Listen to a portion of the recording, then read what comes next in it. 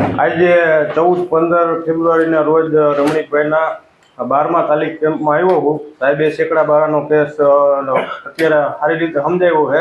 એમાં મૂળભૂત માપણી આપણે રજૂ કરવાની, એમાં ક્ષેત્રફળમાં વધઘટ તમારા અત્યારે હાલમાં દેખાતી હોય તો એના માટે તમે સેકડા બારાનો કેસથી નિરાકરણ લઈ આવી શકો. ખૂબ સરસ. તો એના માટે આપણે મૂળભૂત માપણી તરીકે સાહેબ ગામ નંબર 1 ને ટિપ્પણ કે ફેસલ પત્રક કે ઈ કઈ રીતે આધાર છે ને લેવો, મૂળ આધાર છે ને લેવો, જુઓ સાહેબ પ્રશ્ન પૂછવાનો હતો. મૂળ આધાર તરીકે સામે આપણે ટિપ્પણથી આલીએ છીએ. અત્યારે પહેલો આધાર શું છે આપણો? ટિપ્પણ. પણ એમાં કંઈક આપણને સંતોષ નથી એટલે સેકડા બારાનો કેસ ઉભો થયો ને. હવે ટિપ્પણમાં જેટલી જગ્યા છે એની પાસે આપણી જગ્યા વધારે છે. આપણે કોઈનું દબાણ કર્યું નથી, કોઈનો દબાણનો કેસ નથી. ટિપ્પણ એટલા જ કરતા પણ આપણી પાસે જગ્યા છે.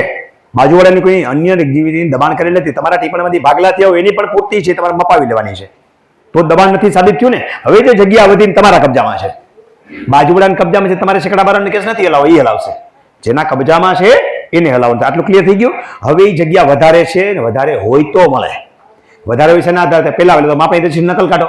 માપણી રજીસ્ટ્રી નકલમાં છે, ટિપ્પણમાં ઓછી છે, તો એનો મતલબ આને સરકારી પરિભાષામાં કારકુની ભૂલ કહેવાય. કેવી ભૂલ થઈ?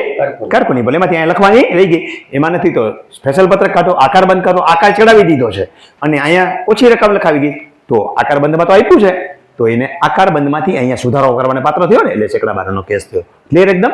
મૂળભૂત આધાર તરીકે મૂળભૂત ડોક્યુમેન્ટ લેવાના છે.